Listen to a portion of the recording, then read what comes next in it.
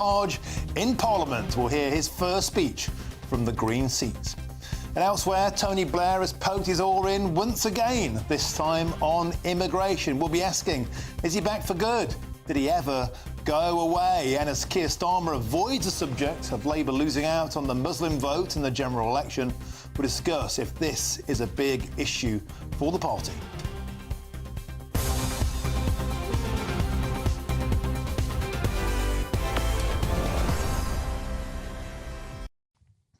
And of course, we'll also go live to Germany ahead of tomorrow night's epic Euro semi-final clash against Holland. And we're joined by Brexit negotiator Lord Frost, who discussed the future of the Conservative Party. Loads to get in touch about there. Get in touch your usual ways on tonight's topics by going to gbnews.com/your say. But before all of that, it's your headlines with Polly Middlehurst.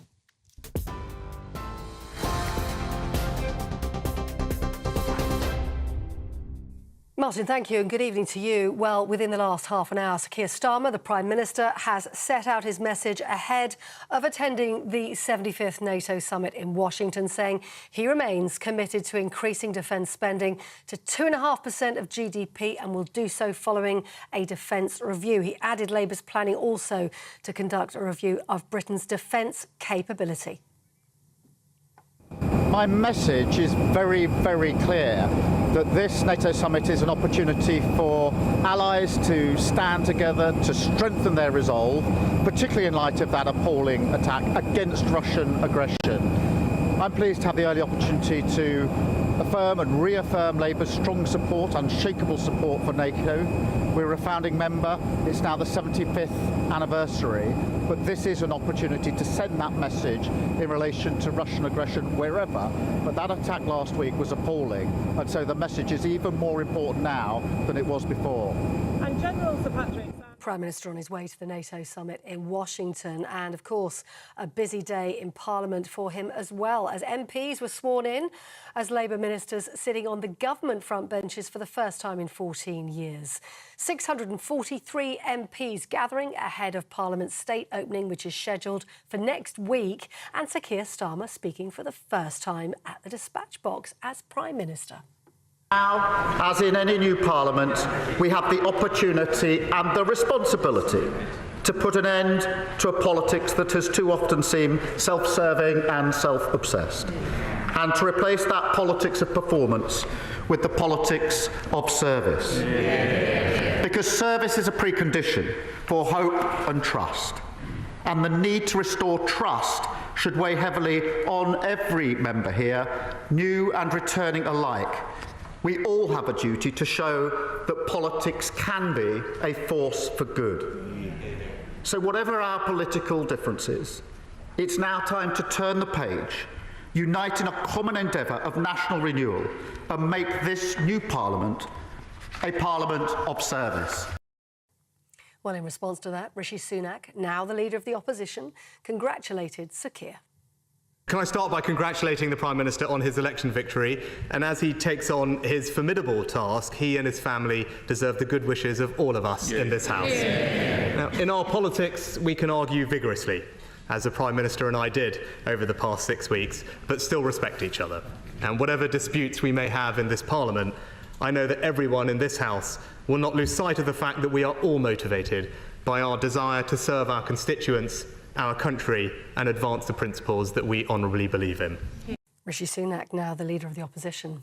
Now, in other news today, pay negotiations between England's junior doctors and the new government have ended with representatives of the British Medical Association saying the talks were constructive.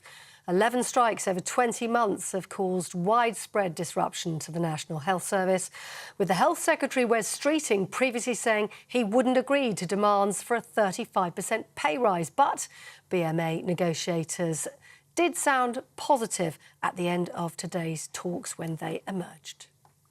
3 asylum seekers have ended their High Court legal action after the government scrapped the Rwanda deportation scheme.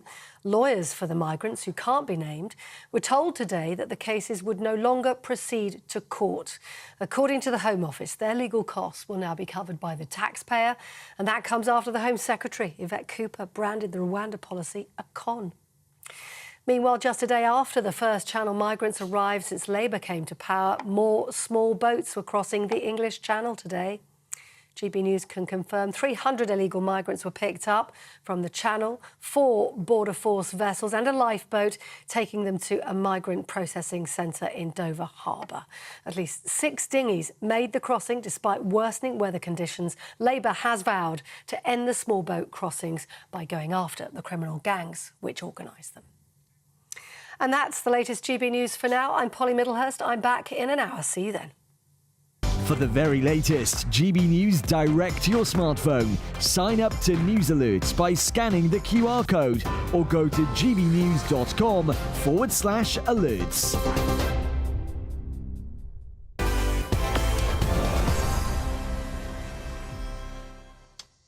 Thank you very much, Polly. Now, welcome to GB News Tonight with me, Martin Daubney. Well, it's finally happened. Yes, Nigel Farage has entered the House of Commons as an MP, and here is the moment. He took his seat in the chamber as the Member of Parliament for Clacton earlier this afternoon.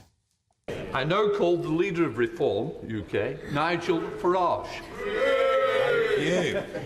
Mr. Speaker-elect, thank you very much indeed. We are the new kids on the block. We have no experience in this Parliament whatsoever, even though some of us have tried many times over the years previously to get here. So we can't judge you from working in this place, but we can judge you from the way the outside world sees you. And I don't just mean the United Kingdom, I mean the world, because Prime Minister's Questions time is global box office politics, and it's pretty clear to everybody that you act with great neutrality, that you have brought tremendous dignity to the role as Speaker, so we absolutely endorse you entirely for this job.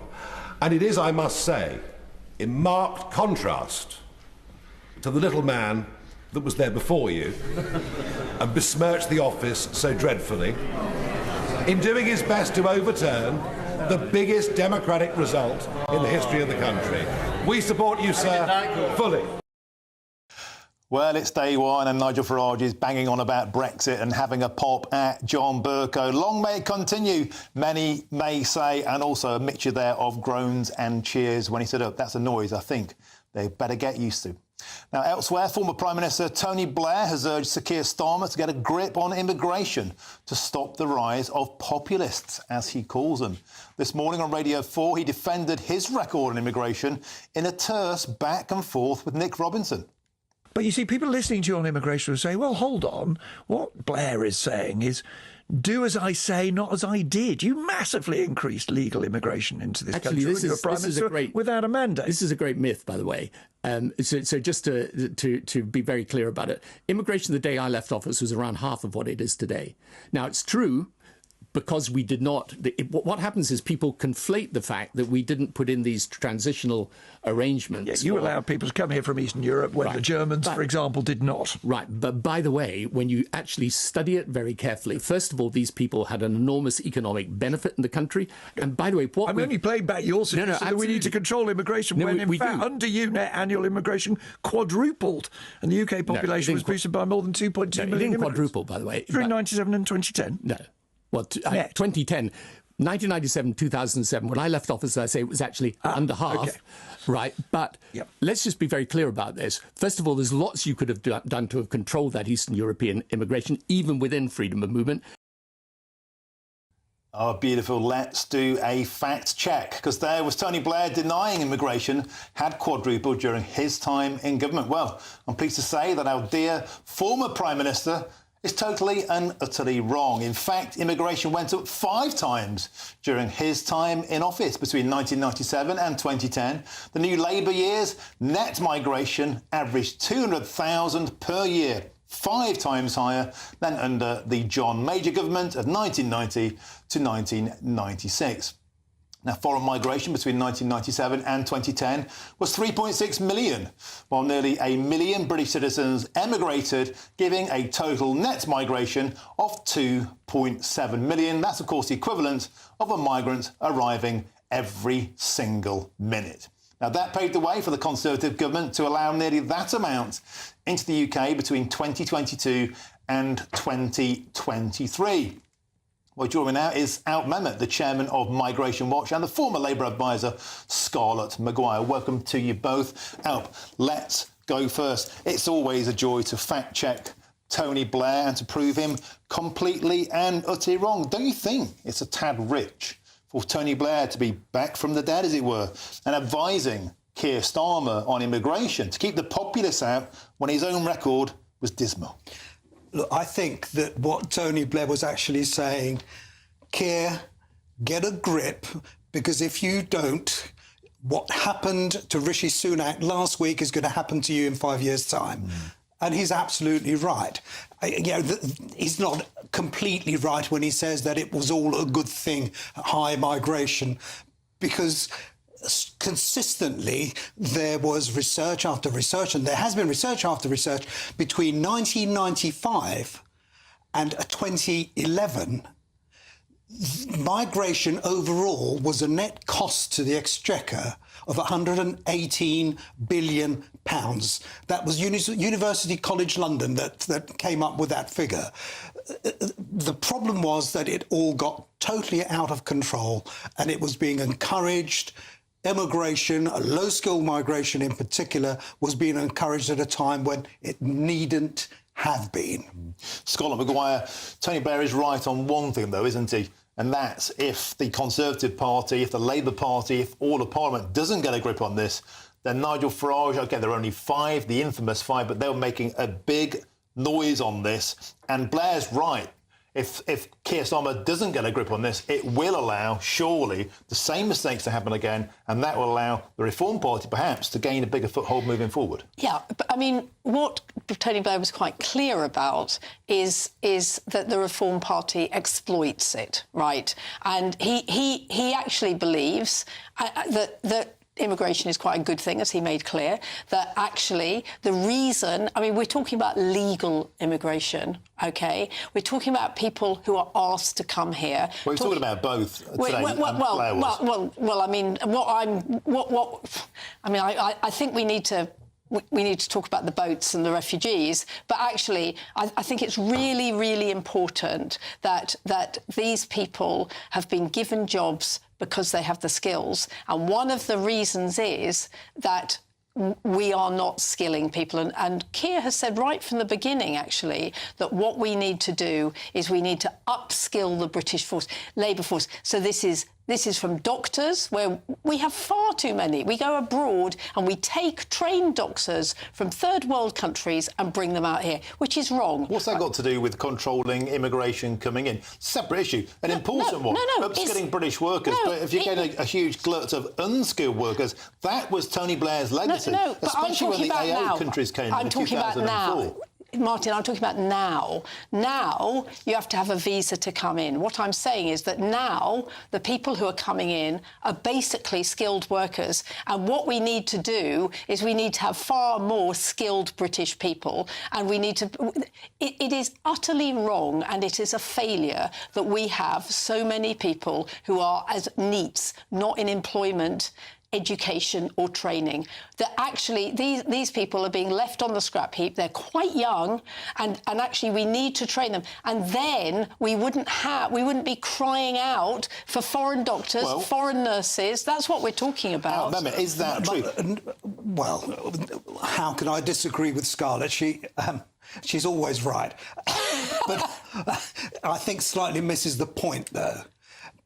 Because the people who are coming here, and I blame the Tories for this, they come in, the skill levels that were required of them, the new points-based system actually lowered the skill levels, lowered the earnings thresholds, and effectively handed over responsibility for recruitment to employers.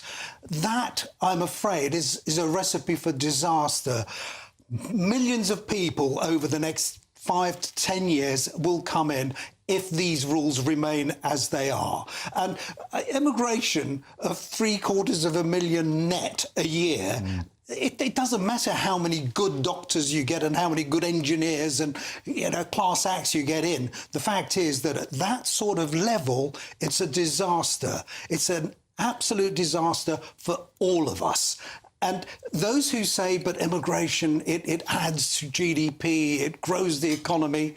Yes, but what it doesn't do is add to the wealth of individuals, the GDP per head. That's why we've got to get a grip. But what I'm saying is that we need to train these people. You say it doesn't matter how many engineers. I agree. I'm saying let's train the engineers. Yes. Let's train the doctors. Absolutely. I've spent a lot of time in hospitals over the last 2 years. I have barely seen a British doctor or nurse, right? It is absolutely... But why, Scarlett? Because we're not... they're cheaper and because population is growing to such an extent and at such a speed that we need to draft people in, and a lot of our doctors are in fact taking flight and going to places where conditions are better and pay is better. So I think it's appalling that we're actually bringing people in from countries that need them a great deal more than we do. And have spent money training them.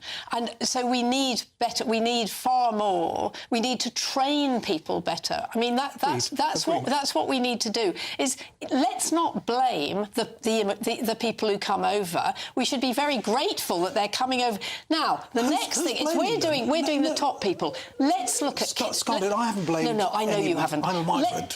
I know you haven't. But let's... What you're not addressing also... Let's look at the caring profession. Well, if I may interject... 100,000. It's all fair to say let's train British people to be competitive. What about where do all these people live? Where do they all go to school? Where do they get a doctor's appointment? The strain they place on public services out there, it's not just a simple case of they come here and they work. They need to be taken care of by the system too, the NHS, schools, dentists, roads, everything. And those who come in and earn levels of pay that actually fall well below the point at which they start contributing. There's a hell of a lot, and all the care workers that come in, you know, where are they going to live? What are we going to do? What are we going to do about care? What are we going to do about care workers? We have 100,000. Pay them more. Great. Pay them Wonderful. more. We've just had a government that has great. I can't think of and train them better. Labour Party used to stick up for that. Better pay for workers. Yeah. Now it's less pay for foreign workers. No, I'm not. What I'm saying, Martin, please don't do this to me. That's what happened. Until very recently, it was perfectly legal to pay 20% below the British market rate for NHS workers or care workers to come to Britain. That only got changed about 9 months ago. Right. What I'm saying is that actually, while we have care, we need 100,000 care workers. Care workers are absolutely essential. They look after our old people. They look after our long-term sick. Look after people like me. They look after people like you, and we'll look after people like me very soon. And actually, you know, we can't, and they don't get. It would be great if they got paid more, right? Absolutely fantastic. They'll also get old in time themselves. I mean, every immigrant that comes here also gets old. They will also be Martin, let's not later on. Let's magically not get old. Let's not pick on immigrants. Let's try and say that as long as there are really important jobs to be done in Britain that are not being done by the British, we have to have immigrants. That's all I'm saying. Let's not blame the immigrants for that. Let's not blame the immigrants for the fact that British people aren't very good at picking potatoes or picking fruit or all of that stuff. How do you think we got by for millennia? Do you think our fruit just picked itself, or pixies came along in the night? British people used to do it. What changed, if you go to farms and speak to landowners, as I've done, is they had a huge glut of cheap overseas labour who were prepared to live in caravans a month at a time and earn pack wages, which is basically the minimum wage or below in the United Kingdom, and they were paying rent. The farmers wanted huge amounts of cheap labour. That's not because British people weren't good at it. We wanted cheap food. That was the other side of it, is we wanted cheap food. Is that actually it's a very, very difficult deal to be done. We want care homes where we can afford to send our old people and where councils can afford to send old people. And that means wages, right? And we want food that we can afford to eat. Look, let's just boil it down to what mass immigration means.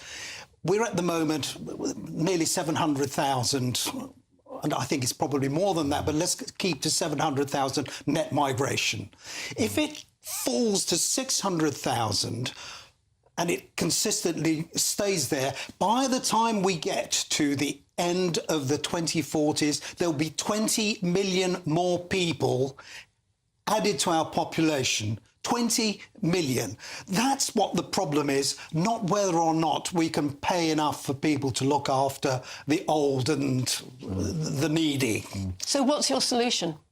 My solution is actually to, first and foremost, reduce immigration. You can reduce it. The May Home Office actually showed it how it could be done.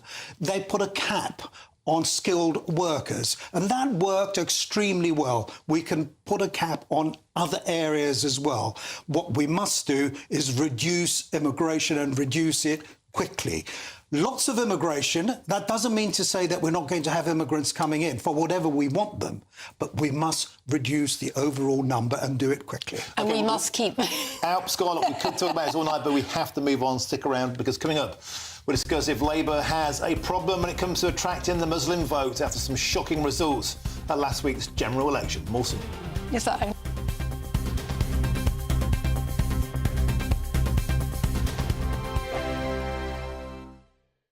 Weekdays on GB News. Wake up to breakfast every day from 6 a.m. Followed by Britain's newsroom at 9:30. At noon, it's Good Afternoon Britain. Followed by Martin Daubney from 3 p.m. Only on GB News, the People's Channel, Britain's news channel. Good Afternoon Britain. Weekdays from midday. No one wants their child to be a fussy eater. But what is the secret to expanding your child's culinary horizons? Is there a way to get kids away from the kids' menu, the fish fingers, the chips? Joining us now is the UK's top-selling author of children's cookery books, Annabelle Carmel. Good morning, Annabelle. Thank you. So lovely to be here. So, first of all, what's the issue with kids just having the traditional easy meals like fish fingers, you know, chips, beans? It really depends if they've got preservatives in them, if they're full of salt. So I like to make them myself, and it's really easy. So I make my own chicken glazed nuggets, and super easy to make using proper pieces of chicken. You can cook them in the air fryer now, which is absolutely brilliant, so you need to fry them. And I think that it's really important that children grow up loving good food, because they make their minds up by the age of 5 what they like and what they don't like, and it's quite difficult to change their minds after that. But it's good to know that fussy eating is genetic. It's not to do with your cooking. Oh, that's not to say that you can't do something about it. So I've written many, many books, and I have an app with 1,000 recipes on it, and a lot of how to make your own junk food, how to make your own isolis out of fresh fruit. Yes. How to make your own pizzas. I make the most amazing homemade pizza. I actually brought you some cookies here. Okay, so these are your books here. So my first cookbook, that's for how old children? That's from the age of 1. OK, and you've got a weaning one at the end, the baby one? Yes, that's my very first book. I lost my first child. It was really sad. She died at the age of 3 months. And my second child was the world's worst eater. And I wrote that book as my legacy to Natasha, never thinking that it would start a whole career. Oh, bless you. It sold millions of copies, and it's so popular. Is it quite pivotal and important that you introduce kids to the weaning stage, or, you know, how important It's very important, because the processed weaning food in pouches or jars, it's heated, so a lot of the vitamins aren't there anymore, so making your own is so easy and much cheaper. GB News, the People's Channel. I'm Christopher Hope. From pop stars to politicians, I'll interview anybody in a pub who's got a political opinion. Join me every Friday on Spotify, Apple Podcasts, YouTube or gbnews.com, or wherever you get your podcasts. This is GB News, the People's Channel. In the GB newsroom, we bring you the news as it happens. With our team of dedicated journalists across the UK, GB News brings you accurate reporting of the day's topical agenda. When the news breaks, wherever and whenever it's happening, we'll be there. This is GB News, the People's Channel, Britain's news channel.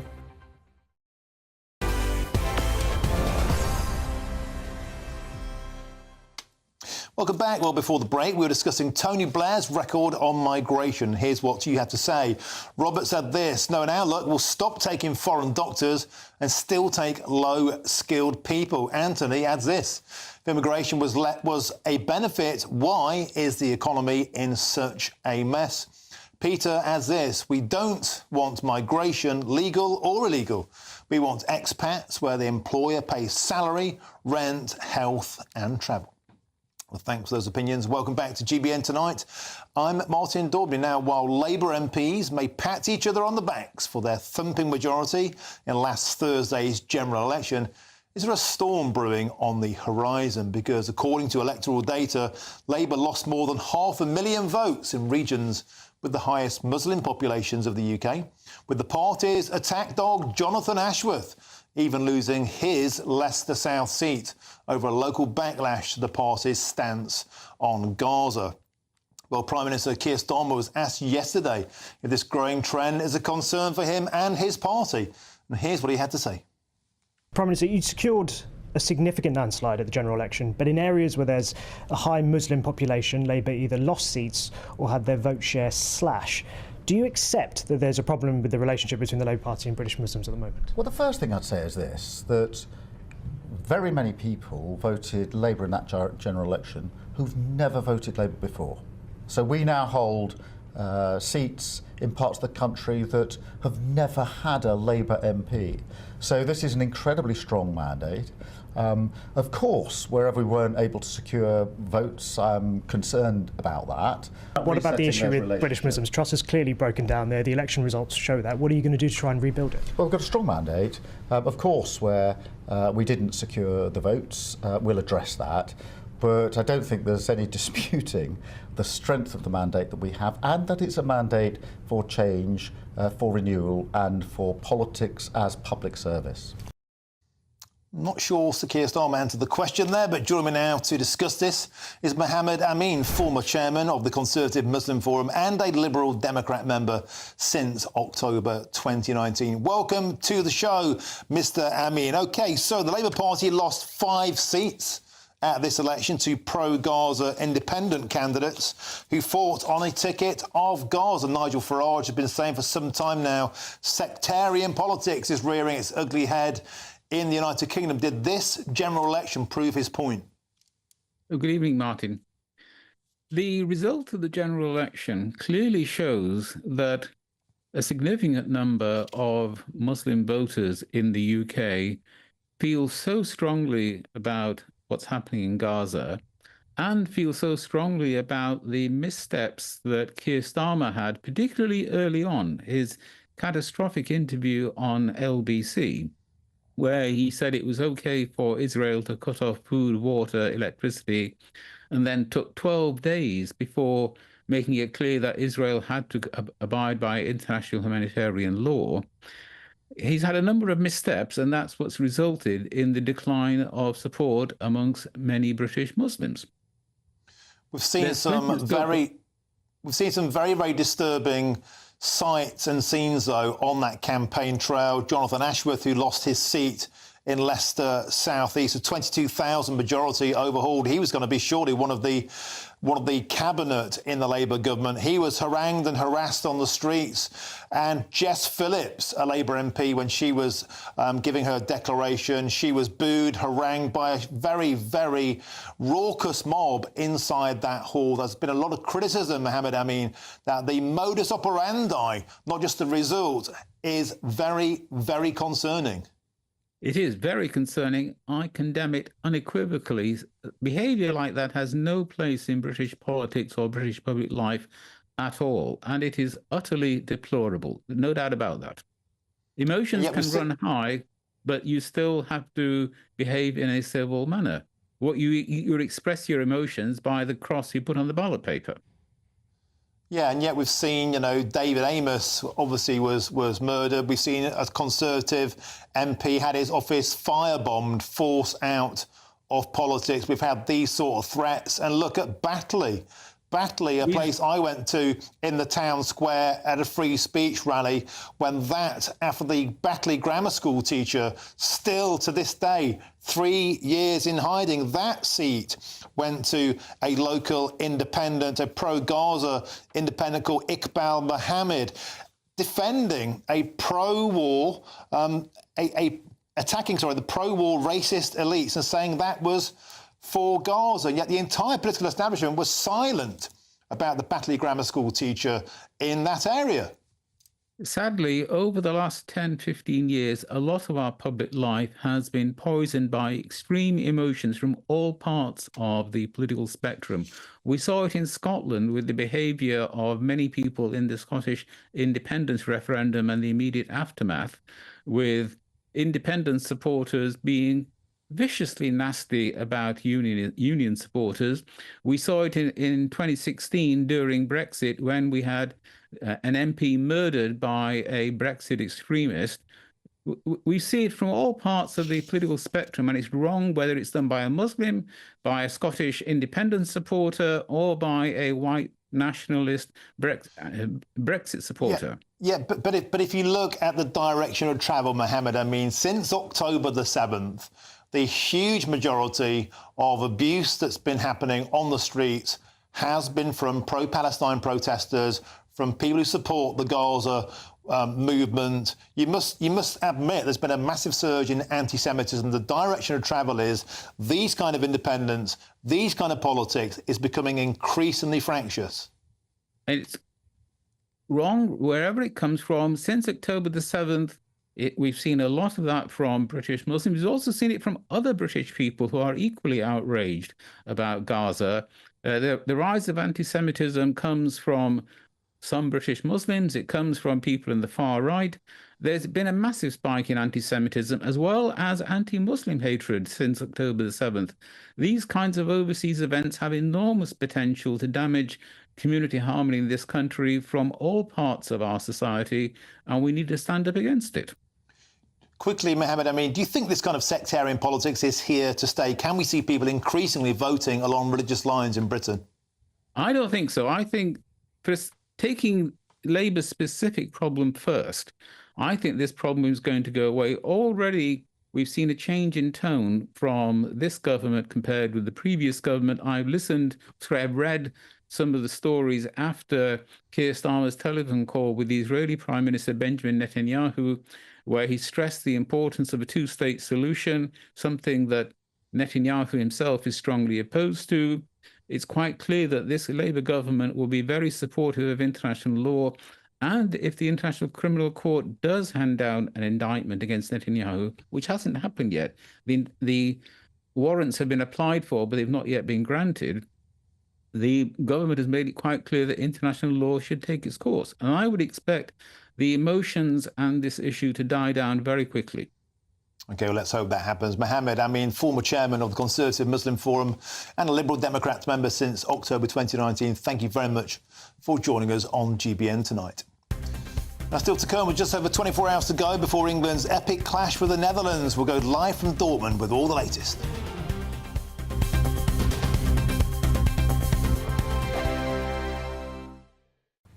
Hello, welcome back to the latest forecast from the Met Office for GB News. Cloudy and damp in the north during the next 24 hours. Drier further south, still with some showers, however, and it's going to stay humid across southern parts of the UK, with humid air from the continent extending across many parts. But that means also a lot of cloud cover, continued risk of thunderstorms for the evening across East Wales into the Midlands and northwest England before they ease overnight, and continued outbreaks of persistent rain for many other parts across Scotland and Northern Ireland. Further south, although it stays cloudy overnight, it will be drier and it will be a mild night. Muggy in some spots, 15 or 16 Celsius during the start of the day. But for northern Scotland, where it's increasingly damp, especially the northeast, across parts of Aberdeenshire, that rain driving in on a brisk northeasterly breeze. Likewise, outbreaks of, at times, heavy rain continue across the central belt, southwest Scotland, Northern Ireland. But for England and Wales, it's drier, although not entirely dry as we start off Wednesday. A lot of low cloud around and some showers here and there.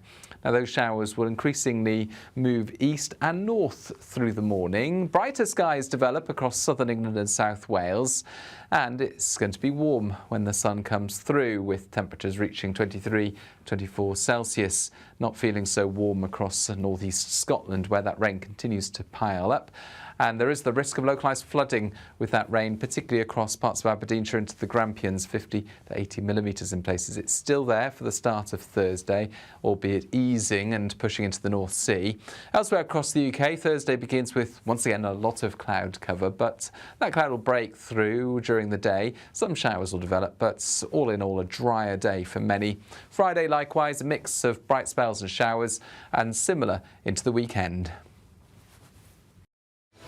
I'm Patrick Christie's. Every weeknight from 9, I bring you 2 hours of unmissable, explosive debate and headline-grabbing interviews. What impact has that had? We got death threats and the bomb threat and so on. As time passes, She could have said Storm. you made my argument for me. My guest and I tackle the issues that really matter with a sharp take on every story. Went everywhere. Something practical could be done. Or I can become something different. Patrick Christie's tonight from 9 p.m. only on GB News, Britain's news channel. Join me, Neil Oliver, every Sunday night at 6 p.m. on GB News. And if an hour is not nearly enough for you, go to gbnews.com for special extended episodes online every Friday at 9 p.m, where we can truly get into the nitty-gritty of what's going on. GB News, Britain's news channel. I'm Mark Dolan, and this is GB News, the People's Channel, Britain's news channel.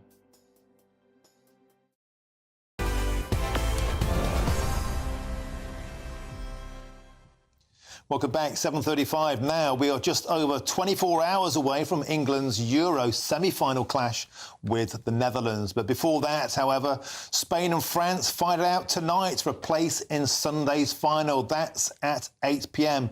Now let's cross to Dortmund and speak to GB News reporter Jack Carson. Jack Carson, you're in the fan zone. Earlier on, the boys are looking suitably refreshed. What's the mood on the ground?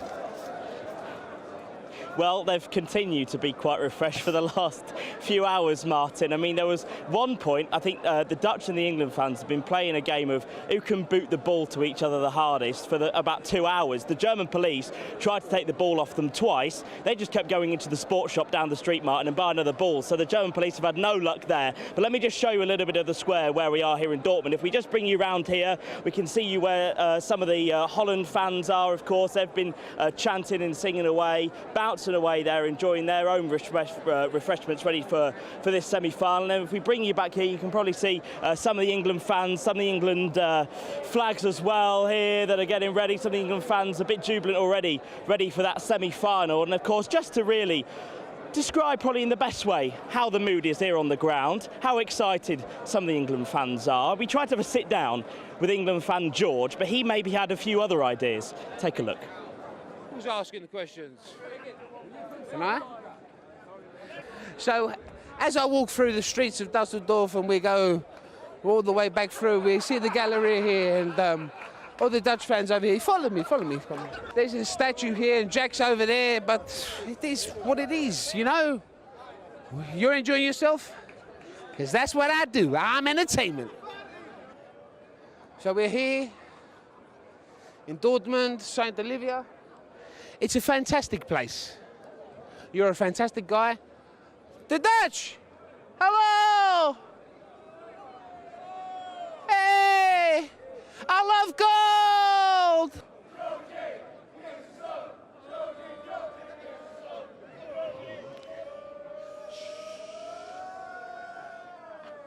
Gonna make a change for what's in my life. Way to go. This way in this block. Get all these guys. Everyone's involved, y'all.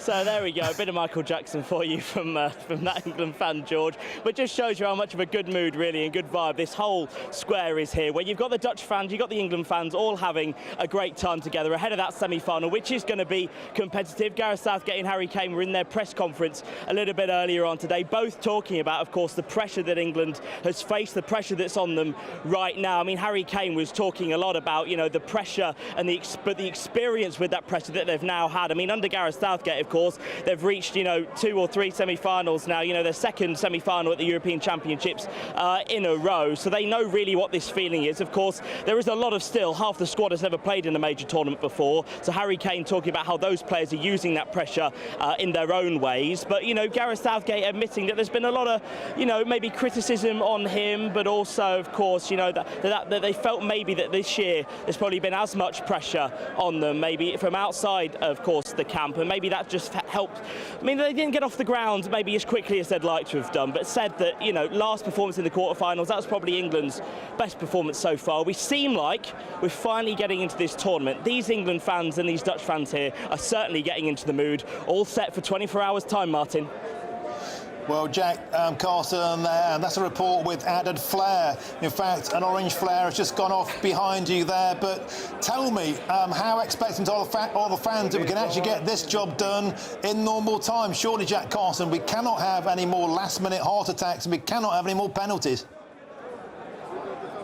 Well, one England fan did actually say 1-1 straight to penalties, but I don't know how he's that confident. I mean, to be honest, you know, there's a lot of England fans that are hopeful that maybe we actually will be able to play a better game against the Dutch because of how open they want to play. Of course, Gareth Southgate moved to that 3 at the back, didn't he, with the wing-backs. The big questions for him, does Luke Shaw come back into that side? He admitted in the press conference today that that means England have a little bit more balance. And, of course, Mark Gay, who's probably been one of England's best defenders at the major tournament so far, he was suspended, so Conser came in, who equally performed as well as him. So he's got a tough few selections there. And of course, the likes of Cody Gakpo of the Netherlands are one of the top scorers in this tournament. So how do we keep him quiet? But I think here on the ground, certainly from the England fans that I've spoken to, they are quietly confident that tomorrow might be a bit of an easier win. Now, all they've got to do, Jack Carson, is stay sober and stay awake. No mean feat when you've been out in Germany that long, Jack Carson. You stay safe there in Dortmund, and we'll speak to you, no doubt, tomorrow. Top man. Now, coming up, as the Tories try to rebuild in the wake of a devastating general election defeat, the popular Conservative group argues it's time to return to real Conservative principles. We'll be asking former Brexit Minister Lord Frost if it's too little too late. That's coming next.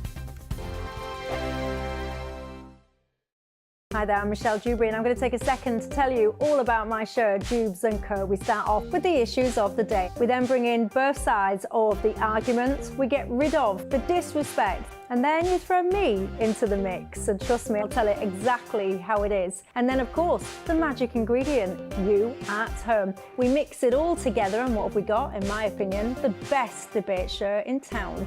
Monday to Friday, 6 till 7 on GB News, Britain's news channel. Sunday with Michael Portillo from 11, only on GB News. The Royal Academy's annual exhibition has returned for the 256th time to brighten the summer holidays. It's the world's oldest open submission exhibition. Anyone can enter work to be considered for inclusion. I'm joined now by art critic J.J. Charlesworth for his verdict. What is your verdict? My verdict is you should go and see it. You are confronted with many things of varying quality, selected by artists, and you very much, instead of being given something to you that's supposed to be good, you have to make your own decision. I went along yesterday, and I personally did see some pictures on the wall that I thought were absolutely stunning. I'm going to mention Peter Ucker, which I think is a remark. And now these are the two by Ben Jonson, Grundtvig 1, and we've got one coming out of Berlin Pool. I think that's an absolutely stunning piece of work. And then Claire Douglas should be up. Here we are, Claire Douglas. Yes. Souvenir from the Anthropocene. Yeah. That last one, actually, a very witty painting. A piece like that was really interesting. I think it caught a lot of people's eyes because it had very kind of humorous, slightly bleak take on post-Brexit Britain. It's set in this fictitious world of Brummington, which is a sort of loose satire on Birmingham. I thought it was a bit mean. I think we had maybe Black Lives Matter. We had Boris Johnson. I think our own Jacob Rees-Mogg made his way into the painting. Yeah, so there was definitely a slant, a political slant, on the part of the artist. But even that said, I thought it was an interesting and enjoyable work, even though maybe you don't agree with the artist on what they're trying to say. And I think that actually made for an interesting moment because you're seeing that people are disagreeing, right? Both through the artwork and in front of artworks. GB News, the People's Channel. Are the newspapers getting you down? My wife didn't divorce me that month. Struggling to separate the wheat from the chaff? I know that it's a bit of a circus at the best of times. Well, don't worry. Headliners has got you covered. We'll take the burden of reading the day's news, and if we get depressed, who cares? It's an occupational hazard, frankly. That's Headliners on GB News from 11 p.m. till midnight, and the following morning, 5 till 6 a.m. on GB News, the comedy channel. Nah, just kidding. Britain's news channel.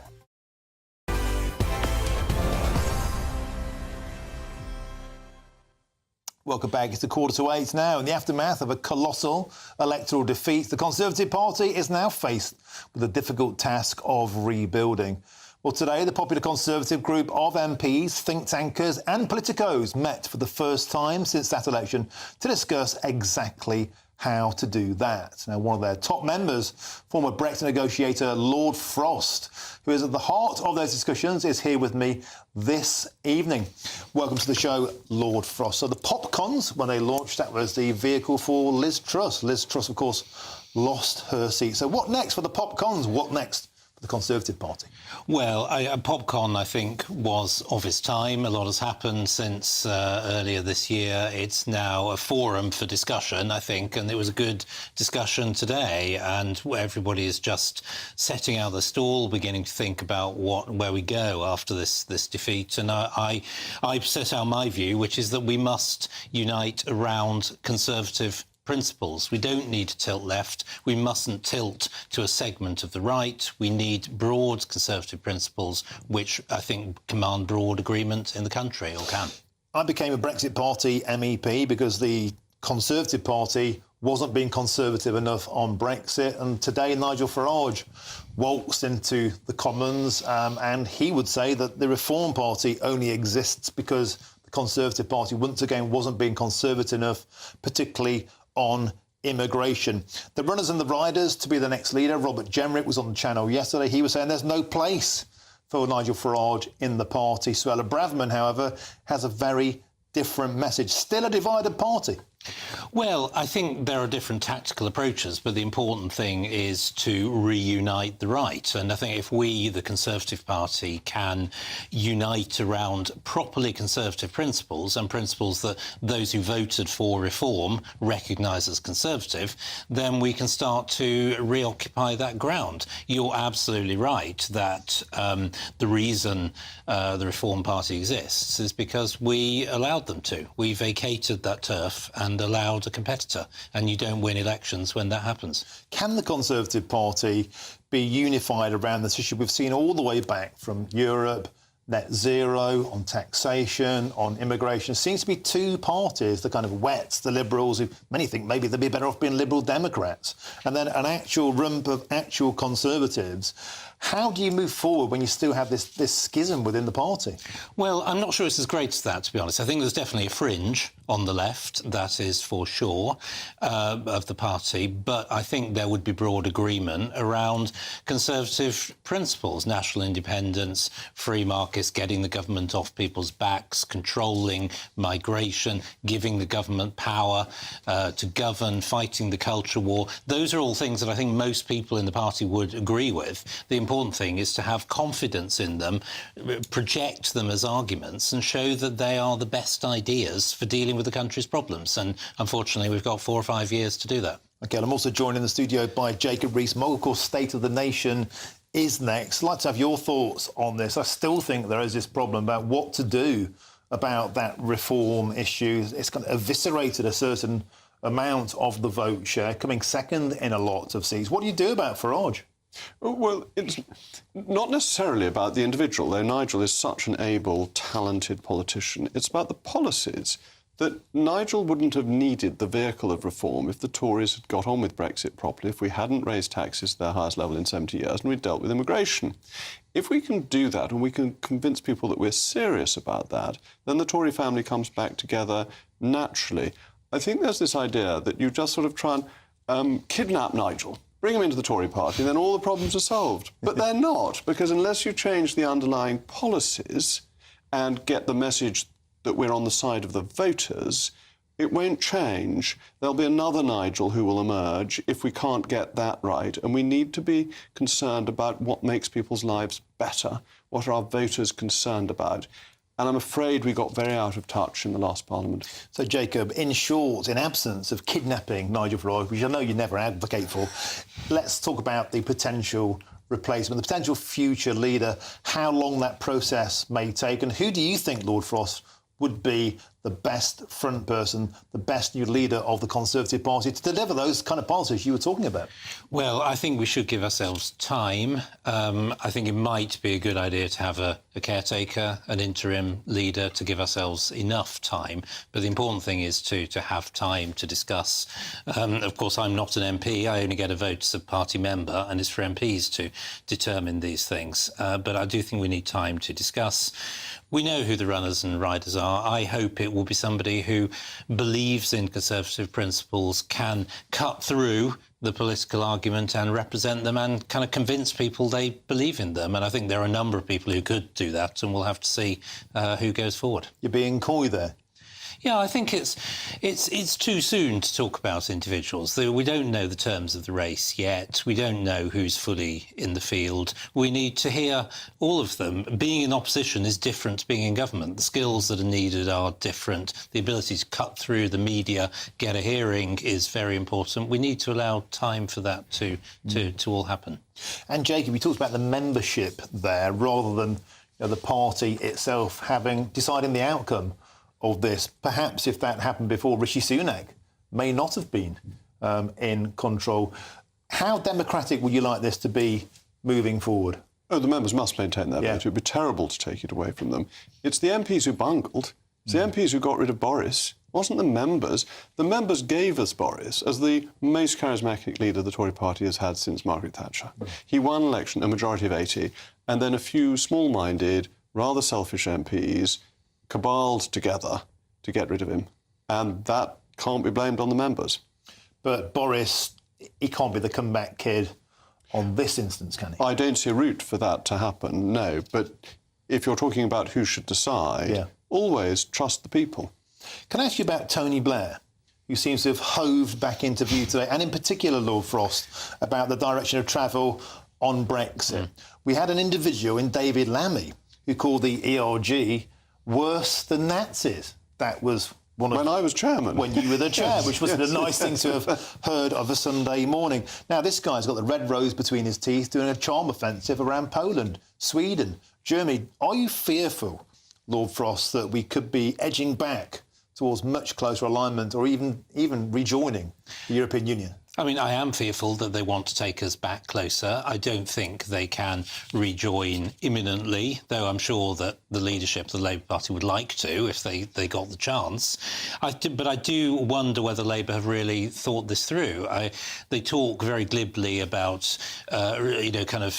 smoothing the edges off the deal, getting closer to the EU. You always have to pay for doing that. And it's very easy to wander around Europe getting warm words from the member states. It's the Commission that represents the EU's interests. They're tough negotiators. And if you want to change things, you're going to have to accept EU court, EU law, subordination to EU foreign policy. I don't know whether Labour really get that yet.